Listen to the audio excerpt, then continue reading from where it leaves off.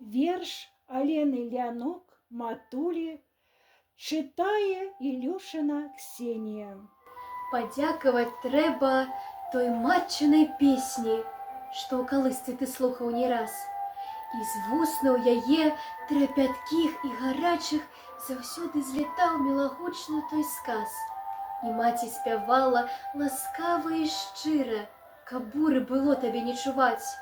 У поценьках штосьці хуценька шыла, святло не запальвала, каб не спыняць салодкія сны дзіцяці малога, яскравыя, светлыя, ясныя сны. І з песень матуліных родная мова цяплом адбівалася ў дзіцячай душы. Падзякаваць трэба той матчынай песні, з якой пачынаецца наша жыццё. Жыццё роднай мовы ў маленечкім сэрцы, што стала вялікім, як свет пачуццём.